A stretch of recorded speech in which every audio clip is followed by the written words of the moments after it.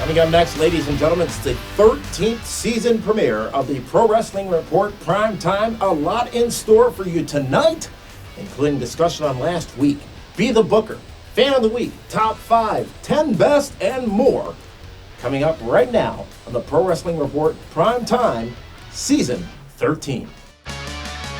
And now, celebrating 13 years on the air, this is the Pro Wrestling Report Primetime with David Hero, Frank Cosentino, Linda Kay, the man they call Meathead, and Damian Nelson. All the latest from World Wrestling Entertainment, total nonstop action wrestling, and more. This is the Pro Wrestling Report Prime Time.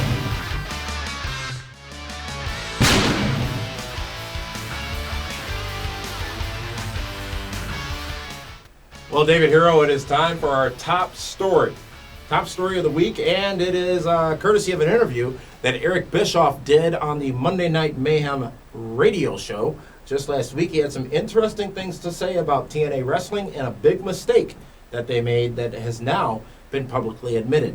Let's go to some of those comments, and this one specifically pertaining to TNA's experiment on Monday nights back earlier this year. He says, and I quote David Hero, so listen closely. And you're quoting. Not going to deny it. The move to Monday night was a mistake. It is what it is. It was ill-conceived. It was bad timing. It was a risk.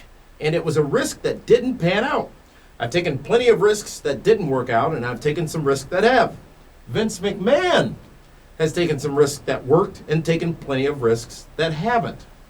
The move to Monday night was a miss, and I'll take as much responsibility for that as anybody else. I don't think any of it had anything to do with Bret Hart. I think if Bret Hart would have never come back to WWE, the outcome of our Monday night effort would have been exactly the same. Wow. That's a lot in a paragraph from Eric Bischoff. What he's saying is now he's justifying his mistakes by saying Vince McMahon's made mistakes. But it's true. Remember the XFL? But Remember the World Bodybuilding Federation? This isn't about Vince McMahon. This is about TNA. I think it was a point made in context. Is it relevant? Is it important? I think so. I don't. I think it's just a way of Bischoff saying, I'm on the same playing field as Vince McMahon. We both make mistakes. We've both made, some great decisions. And then to say Bret Hart, maybe Bret Hart didn't. Well, part of the original question was, did Bret Hart have anything to do with the failure of TNA on Monday nights? That was the original question. I think it hurt him the very first Monday night, absolutely. Bret Hart, the first time back on Raw in 13 years. Mm-hmm. You know there's going to be a Shawn Michaels Bret Hart showdown? Absolutely it did. Here's why. DVR. Right. You can DVR whatever you want. Absolutely. Watch Raw live. He said flat out it was a mistake. And you know what? What was a mistake about it, though? He didn't allude far enough as to what that was. I think the timing, well, he did say timing, the timing was horrible. They hadn't had enough time to establish a large enough audience with Hogan to make it worthwhile to make that move. No, the mistake was, let's go head-to-head against Raw 2 months before WrestleMania, when everyone's tuning into Raw and Smackdown. Yeah. Must have been somebody pretty smart, but why? Why would you do that? But like I said, you know what? For Bischoff, as egotistical as he is, to actually say he screwed up, I give him all the credit in the world for that. And that's what he did. Now, different people have read differently into that, and a lot of people who read a certain way into that have been under the impression or have been wondering who's in charge in TNA. What is Hogan's role? What is Bischoff's role with the company? When asked about that, Eric Bischoff had this to say during that interview. I know people out there think and are under the assumption that Eric Bischoff and Hulk Hogan are running TNA. Nothing is further from the truth. We have nothing to do with the strategy of the company. We have nothing to do with the marketing of the company. Nobody talks to us or asks us about talent acquisitions or people getting fired. I'll repeat that. Nobody talks to us or asks us about talent acquisitions or people getting fired. Going on. We have little to do with the day-to-day operations of TNA. The same is kind of true with regards to creative. I work closely with Vince Russo. I see the formats. I give my suggestions. Vince and I have a great working relationship. And in regards to chemistry, I would say besides Jason Harvey and Hulk Hogan, there is no one better that I have a working relationship with. Again, a lot said, and that line I repeated was, how could that be true if we endured several months of the Nasty Boys? And Sean Morley and OJ. Who's still there. I mean, they brought in some of their own guys. Mm-hmm. I know Hulk Hogan and Bischoff were big in bringing in Ken Anderson. Mm-hmm. So he's lying there, is what it really is. And you cannot tell me they have nothing to do with the marketing when Hulk Hogan billboards were in Times Square. Yeah, okay? You cannot tell me Eric Bischoff and Hulk Hogan are going to come into a company and put their name on it and say, no, we want nothing to do with the marketing. We want nothing to do with creative. We want nothing to do with talent. I don't believe that. Now, it may have changed since then, where, things may not be going as favorably as everyone had hoped. Maybe now certain duties have been pulled from them. It just sounds to me like they're distancing themselves away from a disaster. Because we all know Dixie Carter's not going to come out, next week and say Eric Bischoff is lying. He's not going to want to, cause that unrest in the company. Mm-hmm. Interesting. Speaking of Dixie Carter, just announced just yesterday, TNA Impact to go live again on October 7th, 3 days leading into Bound for Glory. Well, that could change some travel plans. That makes sense. Mm-hmm. But I doubt it'll be live every week after that. Well, it shouldn't be, should it? Well, no, it shouldn't be. But if they're gonna make this Bound for Glory their Super Bowl or their World Series, then that's what they got to do, because they're already going to have. They want the fans to get there early and spend money. Yeah, and that's what they're going to do. Finally, Eric Bischoff had this to say about the internet wrestling community, and as you know, David, Bischoff's been very outspoken about all the people out there, the humanoids, if you will, in the population. Yeah. He says this. This one's a long one, so pay close attention. Let me put it to you this way: misery loves company. It's easier for people who are negative, who want to criticize without really having anything intelligent to say and without it being constructive criticism. Are you looking at me? I'm constructive. It's one of the reasons why I'm constantly trying to raise the bar, eliminating one stupid fan at a time. When I see the kind of comments like TNA sucks, or your storylines blow, or fire Russo, or fire Bischoff, or Hogan sucks, I laugh at that stuff because there are a lot of people out there, and because misery loves company. That's the second time he said that. Let's face it, WWE is a giant bandwagon. It's been around a long time. It's easier and safer when you're the type of person who is looking for a group of miserable people to jump on the bandwagon that's successful, because the WWE is a cable television juggernaut. It is what it is. Second time he said that too. Mm-hmm. So it's easy to jump on that bandwagon and look down at TNA for its warts, blemishes, bumps, bruises, and dents, because there are plenty of them. TNA is not WWE. It is not a billion-dollar company with the kind of infrastructure and production staff taking their show live on the road every week. There's some great talent in the ring. I think we have the greatest balance of new, young, and exciting talent, established talent that rates well, despite what everyone else wants to believe on the internet.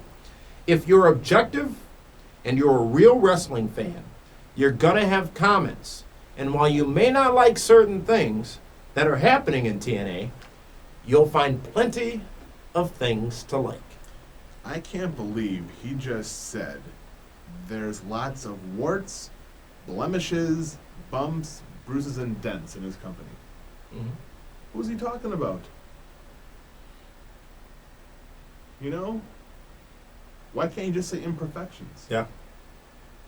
But you know why the IWC is all over Eric Bischoff? Why is that? Is because when him and Hogan showed up in TNA, they were going to revolutionize wrestling again. They're going to bring everything back with what the fans wanted.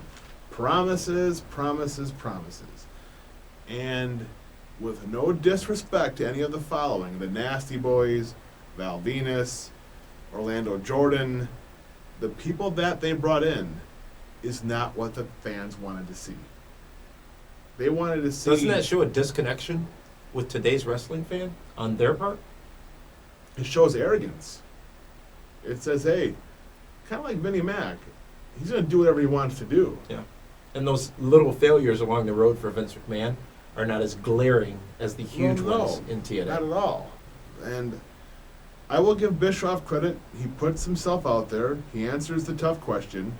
But at the end of the day, it's all on him and Hogan. Because they are the face of TNA. Mm-hmm. As much as they want to deny it, they had the big press conference at Madison Square Garden. Right. Okay? Was it just on their laurels alone that they thought they would take TNA to new heights? Absolutely. And now that hasn't worked, are they scrambling a bit? I think it's safe to say that they're scrambling a lot. As we alluded to, Dixie Carter saying Impact was going to be live on October 7th, leading into Bound for Glory. She then reiterated her statement that TNA is about to change forever. It was about a year ago it changed forever before. Well, it's forever and a day, you know. We've talked about the announcements that TNA makes, and this one could be earth-shattering. Who knows? It could truly be that one thing they need. Is anything bigger than having Hulk Hogan come in your company? That's exactly the point I was getting to. No, there's nothing. You know what? Paul Heyman, as brilliant of a mad scientist as he is not bigger than Hulk Hogan. And there'll be some people that will disagree. There is no bigger name in wrestling than Hulk Hogan. None. And we will leave it at that. Those comments courtesy, again, of Eric Bischoff's interview on the Monday Night Mayhem show this past Monday night.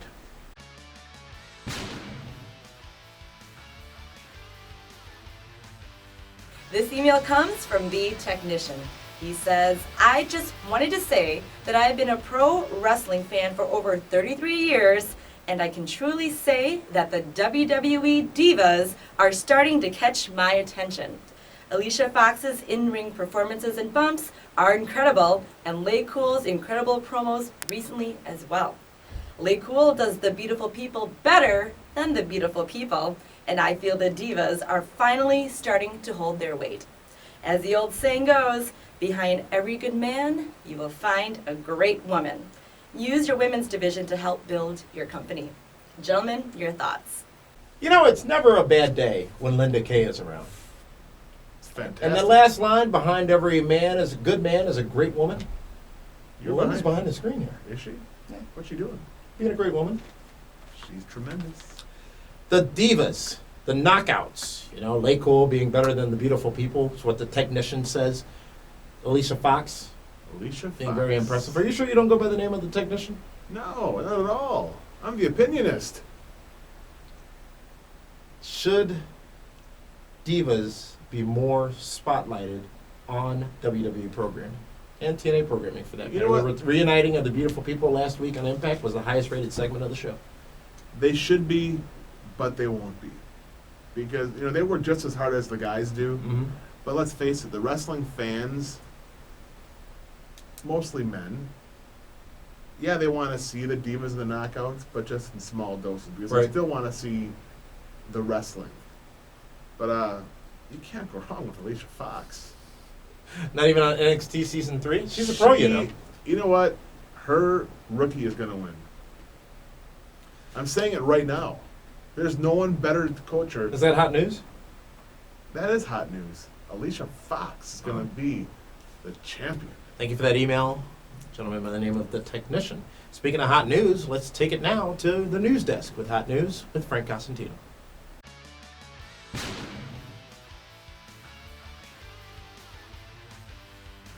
Here are the latest headlines available now at pwrshow.com. John Cena talked about MTV's Jersey Shore on Late Night with Jimmy Kimmel. Says they would be good together in WWE. We'll see about that. Steve Austin had some comments for CM Punk about his references to him on WWE Raw. Unfortunate news in the world of wrestling as Luna Vachon was found dead in her home last week. Cause of death has not been released. Vachon was a former WWE, ECW, and WCW star and received the Ladies Wrestling Award in 2009. Other deaths in wrestling include Skandar Akbar. Our thoughts and prayers go out to their family and friends. In the wake of Vachon's death, WWE has issued a statement on substance abuse last week. WWE Superstar MVP has a new theme song. You can hear it now at pwrshow.com. There are some interesting backstage notes and rumors on NXT rookie diva AJ Lee, who was announced for next season's season 3 for NXT. The all-women's NXT season is to be related to WWE's unhappiness with its divas overall, and there were male wrestlers also considered for NXT's season 3, which will run through October 1st. WWE has announced new guest hosts and locations for WWE Raw. More news on John Cena as he discusses who he sees as rising stars in WWE, and you may be surprised at some of those names. A recent WWE Raw guest host spoke out about his experience, and he called it a disaster. Mickie James, her reps comments on rumors of her signing with TNA soon. Happy news in TNA is Jeff Jarrett and Karen Angle are married over the weekend. Karen was previously married to Kurt Angle. And finally, a current WWE star turns down the chance to be on a major network TV program. For all the details on these stories and more, head over to pwrshow.com.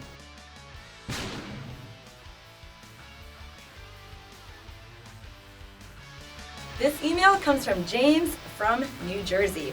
He says, Sheamus is getting the shaft for being champ now. Whomever is the champ should be the face of the company, but they still make the whole show about Cena. How are they supposed to build new stars when they won't even let them main event a pay-per-view? Let someone else play with the ball. Who wants to invest emotion in a person that got DDT'd on concrete or chokeslammed through a searchlight and be fine the next day? Even a little kid would know that is not possible. Your thoughts again, gentlemen. Sheamus, is he getting the shaft right now? He's not. The point's valid. Cena gets DDT'd on concrete. Remember when he got thrown through that searchlight? Yeah. James also says that, how are they going to build new stars if the current ones are always headlining the shows? It'll be different when Triple H is back. How so? Because that's Sheamus's guy. I mean, they're tight. Triple H and Sheamus. Do you think they share membership cards or? Well, they're definitely workout buddies. There's no question about it. I mean, they got the same kind of beard gimmick thing going. But how far removed are we from the champion being the face of the company? That's way back when. Oh, God, yes. We're talking Hogan, Flair. When was the last time Cena was champion? It's been about a minute. He's the face. Randy Orton's the face. Neither one of really have had the belt that long this year. But I don't think you can talk about it in ways such as the way SummerSlam was booked. You had to, and remember, the matches are put on shows for the overall show flow in the order that they're put in for overall show flow, not necessarily who is the biggest star on there. As you say, there's headlining main events, there's headliners, and there are main events. Yes. At SummerSlam, Nexus versus Team WWE That was the headlining main event. Because the biggest star in the company was in that main event. John Cena. WrestleMania. Shawn Michaels and Undertaker was the headlining main event. Okay, so what was the main event? John Cena. You should write a book. I should. The Wrestling Fan's Guide to Semantics by David Hero. Why you gotta go like that? I'm just saying. WrestleMania was built around Shawn Michaels and The Undertaker. Right. Exactly. Okay. It was the headlining match. It was the headlining main event. Rock Hogan, WrestleMania 18, headlining or main event? That was the headlining main event. Okay, there we go. That's the definition I was looking for. Just to put it in context for the people out there in the universe. The match that the show is built around is always the headlining main event. James from out in New Jersey, thank you for that. David Hero, it's time for yet another new segment here on the Pro Wrestling Report, Prime Time. 13 years of this. Well, 12 years going into our 13th. Wow, you've opened up the drawstrings, baby, haven't you? No, you opened your basement doors. Oh, it's that guy. It's time now for Top 5.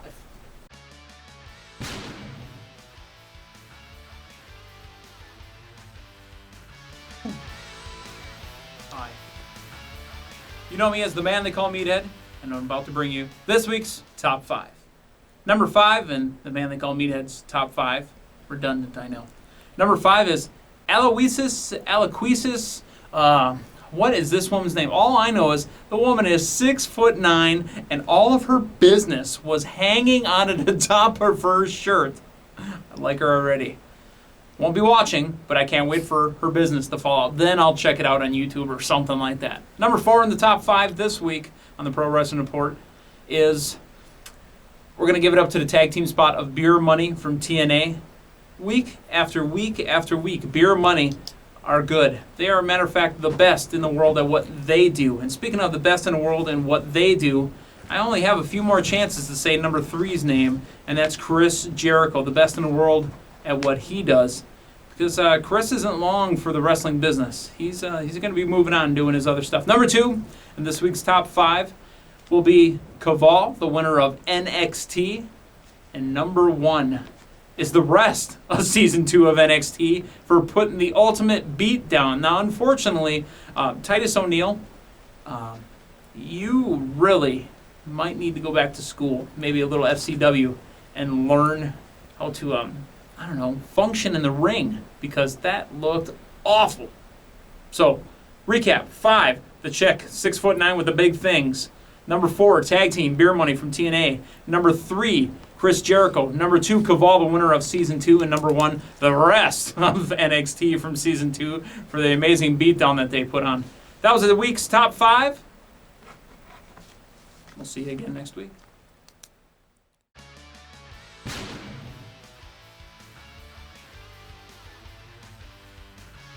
David Hero, it's the Weekend Review. It's been a great show. Feels good. It's been # tremendous. We'll go with that. Speaking of # tremendous, how about our guest this past Monday night with that Luna Vachon tribute show on ESPN Radio? Al Snow, ODB, and the Road Dogg Jesse James. We appreciate them taking time on their schedules to join us. The only true tribute show for Luna Vachon, as far as I'm concerned. And certainly deserving, as you heard there. So, let's talk about the week that was last week, and let's start with last week's TNA Impact, David. Obviously, Impact on last night at the time of this taping. Impact had not yet aired. Or actually, let's see, it's 7 o'clock on Thursday. So, last week, though, we talked about this, the whole opening segment with Flair and his group, and Fortune, and Hogan and his group, and Dixie Carter and EV 2.0. And here was my issue. Dixie suspends Flair. Right off the bat. Right off the bat. Mere moments later, Hogan comes out, reinstates Flair after they beat up Dixie's husband. Surge. Now they could have carried that little string all the way through the 2-hour show. Granted, they had to make the main event, great, fine. But what impact does it have, no pun intended, when you suspend a guy, one of the top guys in the company, and then 10 minutes later, if that long, he's reinstated by somebody else, which takes all the intrigue and all the steam off that pile. Obviously, they're not all on the same page. You got to wonder how much of that was ad-libbed by Hogan. Yeah, wow. Yes, you do have to wonder how much of that was ad-libbed by Hogan. It came off very.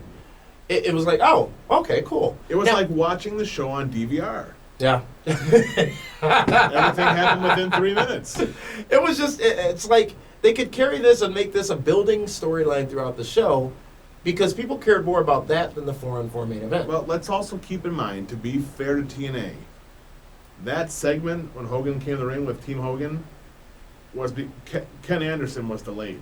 Oh, yes. Because of you, right? It was not because What is in this basement? A lot of cool stuff. We've seen people get released out of your basement lately. A lot of cool stuff is in that basement. Is there parties down there? Huge parties. It's like a dungeon kind of thing. No, it's like a fortress of solitude, you know? But Ken was delayed, so maybe that kind of screwed some things up. Because it didn't have a good feel to it. Because that segment started the show, but it really was taped towards the end of the show. There you go, yeah. Mm-hmm. Capiche? Now, just in full disclosure, WWE does the same thing. They did it with NXT this past Tuesday. What? Everything Ken that Anderson happened, was late for NXT? No. Oh. And we'll talk about NXT in a moment, but the way it was done, it was live. They stopped SmackDown taping and did the live NXT so that it would be live on air. That was brilliant. They had to do it with the eliminations and then the announcement of the winner. But Impact overall, the crowd in Orlando, it was back to that theme park crowd that just sucks all the energy out of. You said it? Within a sentence. With the X in the end? Yes. Wow. All the energy out of that building, and it's just like. But like I said, Ken was late. Prolonged the taping even longer. Yeah, true. I blame Ken Anderson. Wow, really? I'm just saying. Are you looking to generate some heat? Not at all. I love Ken. I got the Ken Anderson wardrobe, Let's talk about SmackDown from last week, and I think one thing was very evident to me watching SmackDown, and that was the new star that was born of a couple of weeks ago, Alberto Del Rio. He's a star, but he needs to stay on SmackDown. I don't care what Rashi says. Who? Rashi Brown. Yes. NWA Crush. He had some interesting perspectives this past Monday night on the ESPN radio show. He's like yelling and screaming. Come on, really? It's all in the package. It's all in the delivery. From the ring announcer to the drive-in to the music to the pyro to the spectacle that is his entrance. How could you not hate this guy? Taking out Ray first off the bat. Yeah, there's similarities with JBL, but completely different. Absolutely. Well, he's of a different ethnicity, first of all. Yeah, and he's a lot shorter. JBL never had his own ring announcer. No, he There you did go not. with the short cracks again. Well, he's short. He is. It is what it is. Isn't that what Bischoff said? Twice. It is what it is. Right there. You say he should stay on SmackDown. Yes, because he can't afford to go to Raw right now. Mm-hmm. Because all the baby faces on Raw are too big for him to handle. With the exception of Evan Bourne. Good point. Good point. It shows that when done right and given the right time and given the right situation, new stars can be born. Can Now, you we could be imagine- putting the cart before the horse here. No, we're not. Because I'm positive about this. Okay. Can you imagine... Like you were Sheamus? Yeah. And where's Well, Sheamus? it all turned out He like is you the were world Swagger? champion. Absolutely, world champion. All right. I'm not saying Del Rio's going to be world champion. But he's going to be a star. That's the David Hero disclaimer, ladies and gentlemen, of the week. Can you imagine Santino against Del Rio? Just the promos going back and forth? Made some good stuff. It would be fabulous. Where's Santino, by the way? It would Well, be he's on tremendous. Hashmark? Hashmark tremendous. Big Show and the Straight Edge Society. Now, we heard that Joey Mercury is injured, and that's why his arm's been in the sling. Going to be out for a little while, at least as far as in-ring action goes. Bad break for him, by the way. He just came back to WWE recently, but it feels like it's been over a year that we've watched this feud going down between the Straight Edge Society and the Big Show. It needs to stop. You can tell Big Show's having fun, Yeah. but I don't want to say he needs to retire, but what's left for the guy? Yeah, true. I mean, there's no other giants for him to have a feud with, and for him to be in a program with Punk and Gallows does nothing for either one of them. They're both former world champions. They're both main eventers. It's just like they're throwing stuff together. Hodgepodge, if you will. Yeah. But what else do you do with him? You make him like The Undertaker and bring him back for special events. But don't they need him on SmackDown? No, they don't need him on SmackDown. Is it because they have greats such as Kofi Kingston No. and Dolph Ziggler? No, it's just he's a giant. If he's Maybe on, you got to just put him on the roof of Cobo Hall. if he's on every week, he's not special anymore. It's no longer a special effect if you overuse it. Mm-hmm. Learned that in journalism school. Yeah, special effects in journalism. Well, yeah, we'll talk off air. Okay, I appreciate that. Speaking of those two, Dolph Ziggler and Kofi Kingston, a great Intercontinental Championship matchup again this past Friday on SmackDown. It shows, and it really shows the diversity of WWE's product, because they can give you SmackDown, which will include week in and week out great wrestling contests.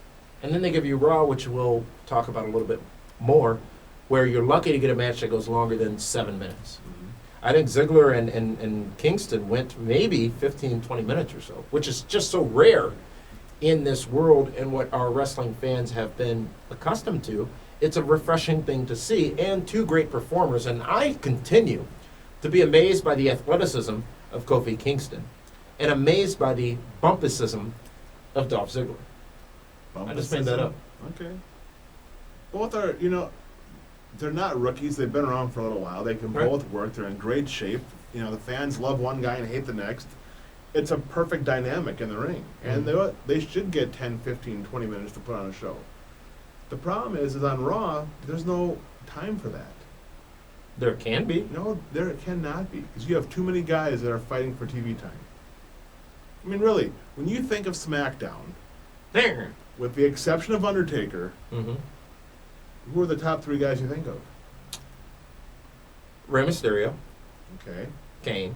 And you're saying Kane because he's the world champion right now. You wouldn't have said that. You wouldn't have said that a month ago. Swagger. Okay. Now you think of Raw, you got Cena, Orton, and Sheamus. Oh, I'm sorry. You said 3, and that limited me, but Cody Rhodes would be on that list for SmackDown. He wasn't even in your top 3. No. You threw me off when you said the thing about Kane, and I said the wrong 3. Lies. All right, Frau. Frau? Bissina. What the hell's a Frau Bissina? You've seen Austin Powers, right? No. Ladies and gentlemen, I sit next to a man who, by his own admission, has never seen more than 1 or 2 episodes of Seinfeld. Never seen the Blues Brothers. No. Never seen the Austin Powers movies. What do you do other than cook things with fancy crust on them? I'm a superhero. I don't have time for that kind of stuff. WWE Raw this past Monday night. David, it was the 900th edition of Raw. All kinds of hoopla, hype, pomp, and circumstance. Raw's been on the air longer than all the other shows in history. Then you're 60 Seinfeld. Minutes, Seinfeld, Golden Girls, Everybody Loves Raymond, Home Improvement, Green Acres, Mr. Ed. You know what my problem with that is? Yeah, it's Sullivan Show. Is that if Seinfeld could have had new cast members coming in? They did. No, I'm saying Regulars, new people that come in to replace Jerry and Elaine and Kramer and George. I know their names. George is not getting upset. No. Then maybe Seinfeld could have lasted. But with Raw, I mean, think about it. It's constant new talent. That's why it keeps it's what? New talent. Okay, so there's Sheamus, there's Evan Bourne, there's The Miz. Right? See? I mean, when you started, you had Bret Hart, you had Shawn Michaels, you had Taker, you had Kamala Mala, Bastion Booger was on. So it's a process. Yeah. It's kind of like Monday Night Football. Huh. If Monday Night Football was on every week, I think they could go toe to toe with Raw. There you go. See? That's true. It's a very good point. Absolutely. Was it overhyped? Absolutely. Did people expect JR, Shawn Michaels, Austin, Rock, Vince McMahon, Stephanie McMahon, At least Triple H? At least some of it. Maybe not all of it. Give Did me they something. expect the highlight videos to, which I'll give them props, by the way, for using the Heenan original Raw trying to get in the building clip. The only thing that would have made that better is that they'd shown when Gorilla Monsoon fired him and threw him out of the building, which was his last appearance up until WrestleMania 17 in WWE. Aside from that clip, though, everything else was from, this year. Yeah. And including about a month or 2 ago. It's like, really? We're celebrating 900 episodes and you're reminding me of what happened in the last 6 months? I didn't like that. I mean, there's so much more they could have shown us. Mm-hmm. But are they deliberately not showing you what it was because you got the voice of JR, you got the images of The Rock, you got the images of Stone Cold, and people get back into that nostalgic feeling? It's like, man, wrestling used to be good. I don't know, because you heard the glass. Yeah. Okay? So that right there, Uh-huh. How obvious was that fake out, though, with Austin's music with CM Punk in the ring? It was pretty obvious. Well, What could have made it better? Not for the good people of Boston, though, because they all went nuts for it. What could have made it better is if, when his music hit, they rolled down a bed with Katie Vick in it. No. Gilbert should have kicked Yes! They should have with brought the out sparklers! Gilbert. Yes. Indeed! Yes. That would have been great. Nexus. You had some comments on that. The rebuilding of Nexus this past Monday night. Peter Gabriel, Justin Gabriel. I always do that. Big time, WrestleMania 22. Getting a pin on John Cena, and The Undertaker succumbing to the finisher of Wade Barrett. It's amazing that they used their 900th episode of Raw to rebuild, to rehabilitate Nexus, instead of giving the fans what they really wanted, which was like More Miz. a walk down memory lane. Yeah, With Miz. The fans would have loved to have seen the Miz in those early Diva Search. Or in his Real World days. Let me tell you this. I have never seen an episode of The Real World that included The Miz. Really? I've never seen it. All of them. I was out of The Real World at that part. At that point, I think he was after Vegas and New Orleans, the original New I Orleans. think he was in New Orleans. No, he wasn't on New Orleans. No? No. That was the best season ever. New Orleans and Vegas were the two best seasons. Not this current New Orleans. There are so many people on there that are just not worthy of the time they get on TV. But Wow. obnoxious, just obnoxious people on there. Well, they're younger. Where were we? You were talking about Nexus being rebuilt. And You know, you're when I saw Randy Orton was in the tag match, I sent out the tweet, okay. They couldn't beat him without Randy Orton. Now, with him, now they're going to lose it, of course. They use Randy Orton to rebuild Nexus. John Cena never lays down for anybody. John Cena never puts anybody over. John Cena holds people back. Where's the evidence? There's something funky going on in Titan Towers. You know what it is? Like? You know what it is? Is the baby powder floating around Here's from my Steph's baby? theory. Cena and company know that these guys will never get over on them. For the long haul? So keep working with them. They're never going to outshine them. Yeah. You know what I mean? Sheamus doesn't walk out. No, hear me out. Because Gabriel, Wade Barrett, Otanga, all those guys are nervous where they are on their spot. Absolutely. So they're not going to try to take that chance. Whereas a Swagger or a CM Punk or somebody else that could be elevated up higher could do it. Is Jack Swagger in obscurity right now? He's on SmackDown, absolutely. WWE NXT from this past Tuesday, we saw the winner of Season 2 announced, and it was Caval. God bless you. After getting down to the final moments with Michael McGillicuddy. David Hero McGillicuddy was a brilliance on the microphone this past Tuesday night. Man. It hurt your ears a little, didn't it? It was like... My left one was bleeding. I said on radio, it was like nails on the chalkboard.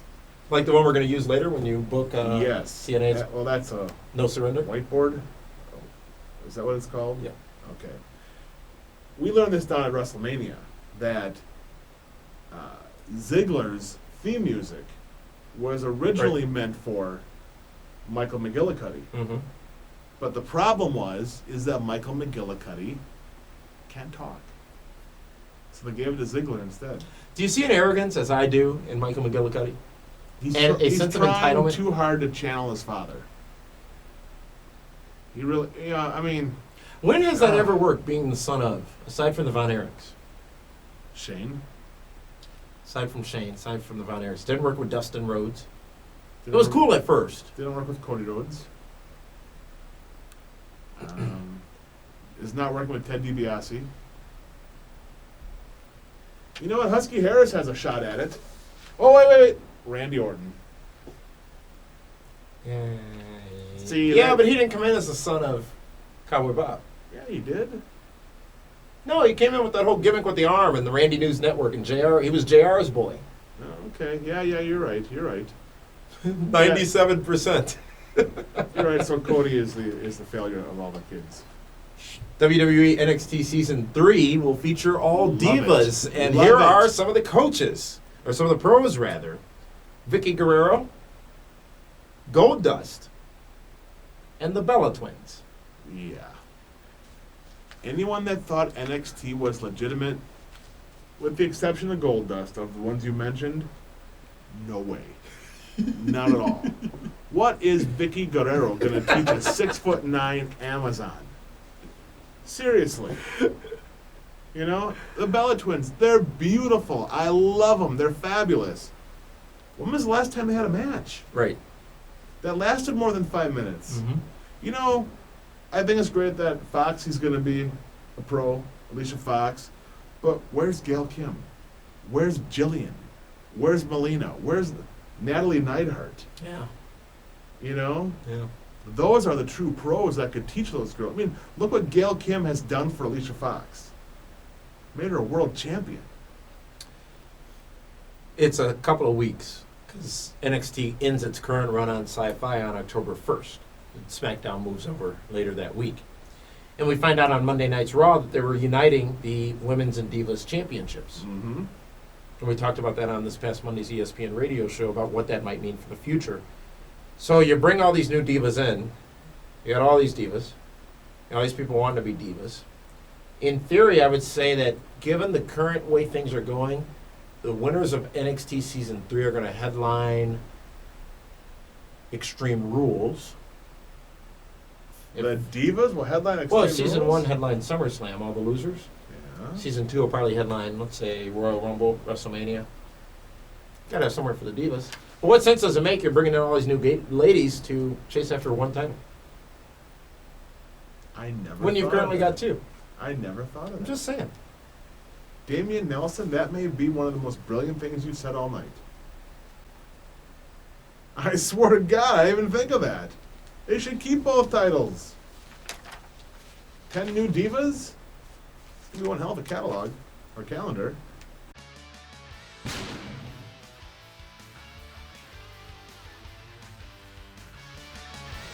Hello, I'm the man they call Meathead.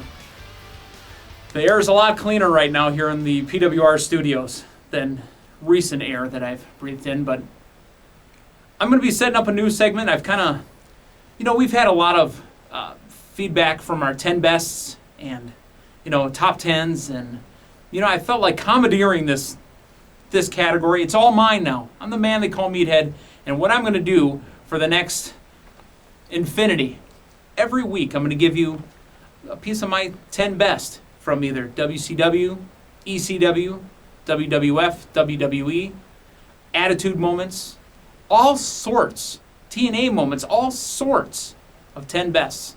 But we're going to do them chronologically. And because we're going to start with the greatest wrestling company in the business, even though in 2001 they became defunct and were purchased by World Wrestling Entertainment. We are going to start with WCW. Number 10 in my 10 best from WCW, Halloween Havoc 1998.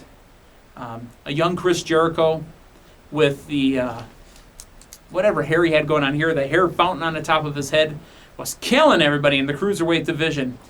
Killed Hoovy, took his mask, beat up poor Ron Mysterio. He was working everybody over. Matter of fact, he sent Dean Malenko to the point of, he didn't exist. Dean Malenko was gone. And Jericho, week after week after week, destroyed Dean Malenko without even being there. Poor old Boris Malenko, his poor dead daddy. Well, at Halloween Havoc 1998, a jack-o'-lantern colored Dean Malenko won a Cruiserweight Battle Royal to face the Cruiserweight champion and destroyed Chris Jericho. You want to hear a pop in wrestling? When they realized it was Jericho, we'll get a lot of heat from WCW, haters that'll say WCW never could do this, never could do that. That was one thing they did right. A lot of things went wrong in that particular pay-per-view. Matter of fact, I believe that was the Hogan Warrior 10:15, 11:15 Eastern, pay-per-view that nobody saw because it ran way too late.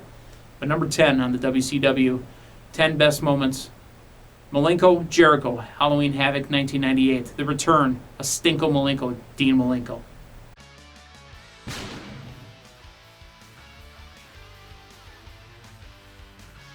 Well, David, it's time for Be the Booker. You talk about how it should have been and how things could have been and how shows should have been. Well, going into TNA No Surrender this Sunday night, it's this whiteboard, and you determine what the way the show should go. And we're going to do that for 3 of the matches, 3 of the big matches on the card. But 4 first, of the big 4 of matches. them. You've added one, huh? I added one more. We'll do the 4 openers and the 4 headliners, I guess you could say. Booking 101, No Surrender, Mr. Hero, ... Hero. Absolutely. First matchup, the Knockouts, the Beautiful People versus Madison Rayne and The Bodyguard. the Bodyguard. The Whitney Bodyguard. Houston, Kevin Costner? No, Zeus.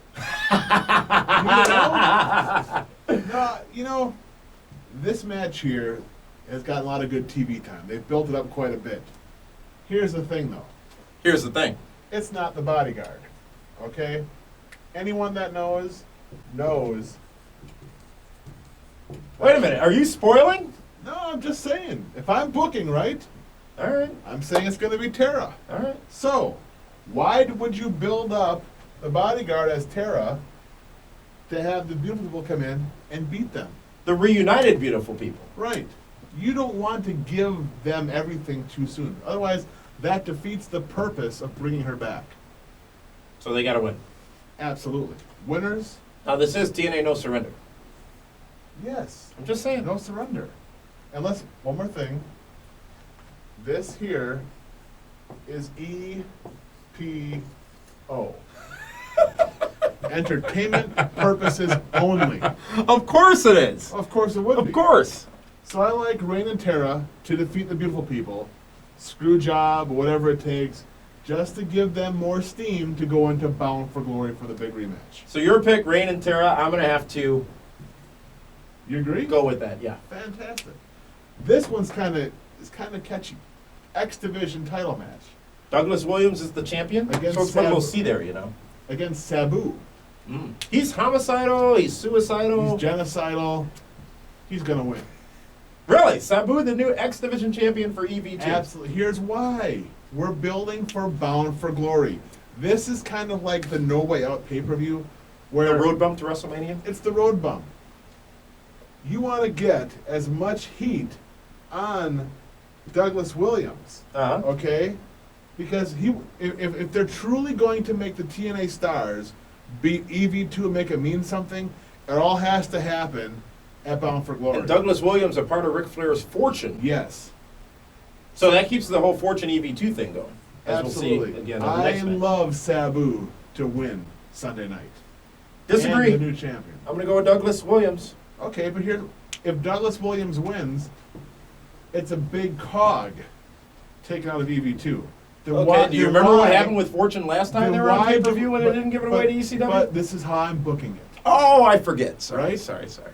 It defeats the purpose. Now this one here is going to be interesting. The I Quit match. AJ Styles versus Tommy Dreamer again. Fortune and AJ Styles up against Tommy Dreamer of EV 2.0. Now here's the thing. Let's just say... Here's the thing. Here's the thing. Tommy Dreamer brings his twinnovators of violence in. Who are they? His two little baby girls. They're twins. All right, Twin Ovaders of violence. Yeah. So let's say they're ringside. They're watching Daddy get beat up again. Don't you think he's going to want to quit? Why would AJ Styles quit? What's that in your back pocket there, Mr. Scotland? This is the towel. Because somebody's going to throw it in. Really? It might be Beulah. Ooh. AJ Styles, he's the leader of Fortune.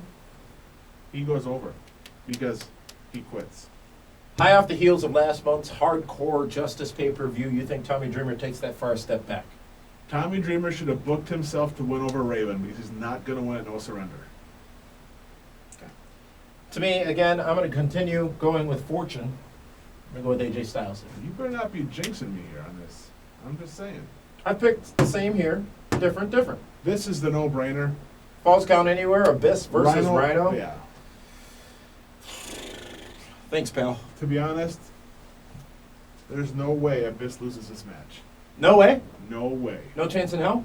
No way. Clean Why? match? Anything going to happen from the outside But in any of these matches? why would Rhino win? What good does that do? They're going to bring him in to be a part of they at Bound for Glory. Yeah, don't forget, it's all about the EPO. Those are the what you can call undercard matches at TNA's No Surrender pay-per-view. It looks like we're going to clean the slate here, and it's time for David Hero. David Hero is going to book the 4 big matchups on the card at TNA No Surrender this Sunday night on pay-per-view. And remember, are you going to erase that or what? I thought you were going to do it. I'm busy. I'm Just hosting like here. the butler here. Come on, let's go. What? What did you call me? I said you were dressed I for it. enjoyed Benson. It was a great show. I did not call you Benson. Did I? No. Right after TNA's No Surrender pay-per-view this Sunday night, we're going to be live on 540.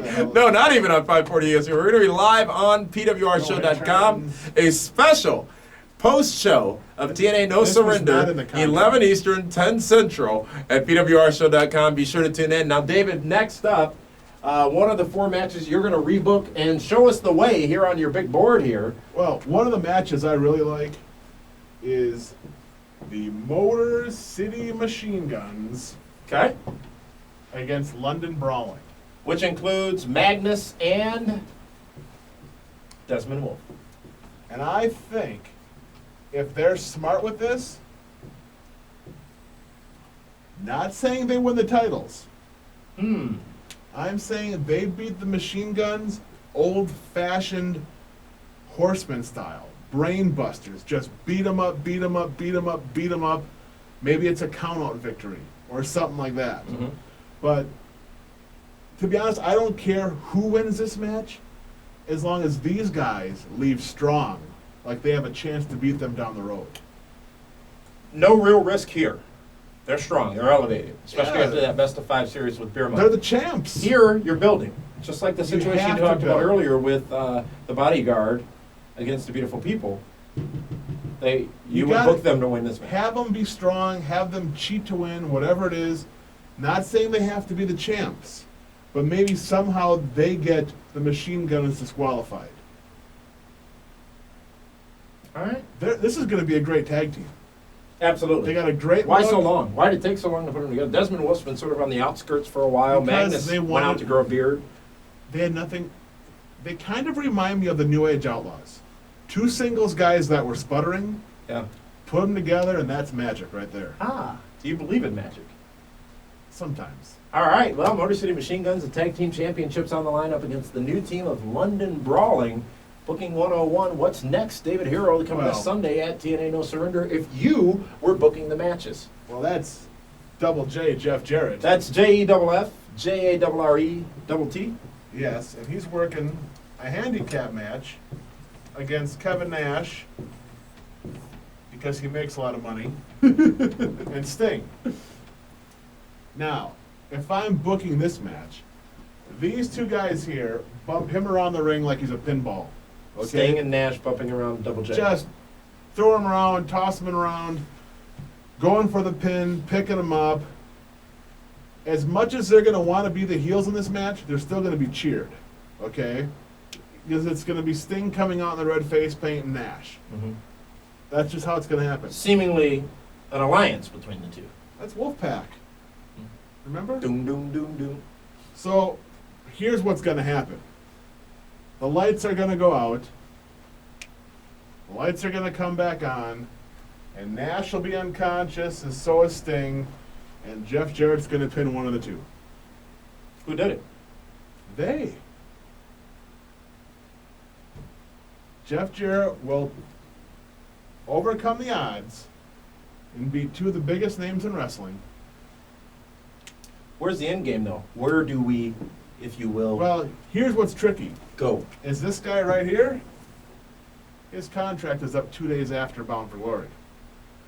So, if he's not resigned, do they really bring Jeff and his tag partner against Nash and Sting? But if his contract's up, we get to the annual will Sting stay or go See, situation. here's as who well. I think may help him out, who may help out Jeff Jarrett. Samoa Joe. How so? Well, he's had a history with both guys. Yeah. Jeff Jarrett's been trying to get Samoa Joe to help now for quite a while. Mm-hmm. You could see Bound for Glory being Jeff Jarrett and Samoa Joe against Nash and Sting. Just saying, I could see that happening. What else do they have for Samoa Joe right now? Nothing. He can't go back into the production trucks and raise hell. He's got to behave. Jeff Jarrett wins in a very convoluted sort Do of you way. agree? I would tend to. I like the way you've booked it. We'll see what happens actually this Sunday at No Surrender on pay-per-view. Jeff Jarrett with the win in that 3-way matchup. And we know that there are 2 qualifying matchups for the main event spot at Bound for Glory. The man who will become the new TNA World Heavyweight Champion, David Hero. Next to talk about is that big marquee matchup. It's Jeff Hardy versus Kurt Angle. The semifinals in the TNA World Heavyweight Championship Tournament. And now, let's see how David Hero, the man who books GLCW, Great Lakes Championship Wrestling, would book this particular matchup this Sunday on pay-per-view. Hardy and Anderson. Nice. That's the Pope. Going up against, and the Pope versus Anderson. I mean, Hardy Angle. these are the two matches that the people are going to pay to see. And we got to somehow or another get to, let's see, right about here For Bound for Bound for Glory. Spell it out. As much as the fans love Jeff Hardy, Kurt Angle still runs this company as far as the top matches. And people are going to, and he's such a humongous question mark right here. Because who knows where he's going to wind up. Yeah. Due to his situation. His situation, exactly. I think that this could be a fantastic match. I don't think it's ever happened before. I think there's going to be some huge spots called. Yeah. But at the end of the day, Well, are these two men not going to try to outdo each other? oh, constantly. Well, it all depends on Jeff Hardy's mind frame. Got it. You know? Mm-hmm. I mean, Kurt Angle, there's no better wrestler in the world than him. Right. Jeff, he's amazing. It all depends on what Jeff Hardy's going to show up. Mm-hmm. Right here, though, it's a no-brainer. Kurt Angle is going to be at the main event at Bound for Glory, wrestling for the TNA World Championship. Now, this makes things very interesting. Now, are you saying this is what's going to happen or the way you would make it happen? Because you'll be the booker. Well, in this scenario, it's both. Because you're looking down the road, not just at Sunday. Yes. What a concept. Right? Kurt Angle defeats Jeff Hardy. Kurt Angle advances to Bound for Glory. Now, David Hero, you've got a dilemma here. Mr. Hero. You got Ken Anderson Mm-hmm. up against your favorite, D'Angelo Dinero. You drew a funny face on him. I got to fix that. It's the Pope. Okay? Come on. Really? Really? Here's the thing about all four of these guys is that they're all baby faces. Oh, yeah. And the one that's acted the most like a heel lately has been the Pope. Mm-hmm. Lying, cheating, stealing victories. And this is not because I like Ken Anderson and because I've known him for forever and whatnot, but the fact of the matter is the Pope has lost all of his steam since coming back from injury. There's no way. And I'm going back to February. What did I say? What's he going to do when he gets back? No. He's got nothing. He will never. Oh, on February headline- 12th, yes. 2010? Why don't you quote it for When me? you said the Pope would never headline a TNA pay-per-view? Yes. With conviction? So if I still truly believe that, Wait, you didn't EPO this? no, because this is a fact. Oh, well now. This Hey. here is a DHHS moment. It will be Anderson versus Angle headlining Bound for Glory. And one of those two men Well, would be the new TNA World Heavyweight And that we Champion can coming out talk of Bound about for next Glory. month. Absolutely. but if he's the babyface, there's going to have to be a little bit of a holiness. But no. coming out. Last year, AJ Styles, Kurt Angle. Yes. Or, I'm sorry, AJ Styles met Morgan. Mhm. Warrior Hogan, WrestleMania 6. You can do face-face. You can. It's all about the finish, though. And next time we talk TNA pay-per-view, be the booker, we'll hear how you think that finish should go between those two men. Kurt Angle, Ken Anderson. And you winning know those what? two I matchups. do not want to hear for the next couple days, once this show airs, that I'm anti-Pope. Okay? Well, you have been since February 12th. You brought it up. But listen, here's the thing. The thing is, The thing is, Anderson and Angle headline Bound for Glory. other scenarios that could happen, just for perspective. Angle and Pope No. headlining Bound for Glory. No. Why? Angle and Hardy headlining Bound for Glory. How can that? They're in a match already. That's true. So you got You know what? Hardy and Anderson headlining Bound for Glory. No. Here's Hardy why. and Pope No, headlining Bound for no, Glory. because this here, it's too colorful of a match. No. You're wrong. Okay? You didn't mean it that way, but it's damn No, but funny. here's the thing. Listen, him out with his paint and Yeah, they're just they too. go. They're both too gimmicky. Mm-hmm. That's not going to be the guys that are going to be in the talk shows. They're not going to put Jeff Hardy in the pulpit on Jay Leno's couch and say, "Hey, here's the Bound for Glory main event." They're going to want to have the Olympic gold medalist and Ken Anderson. And that is the way David Hero would book No Surrender going into this Sunday on pay-per-view. DHHS. Has spoken. Thank you to all of you for tuning in here to this 13th season premiere of the Pro Wrestling Report Primetime. Hope you enjoyed the newness and the new segments, including this. Be the Booker. We'll do it again for WWE's Night of Champions coming up in a couple of weeks. And we'll be with you again on 540 ESPN Wednesday night, David. Wednesday night, 9 Eastern, 8 Central. This coming week, be sure to tune in for that. And we'll see you again with another edition of the Pro Wrestling Report Primetime next Friday on demand at pwrshow.com.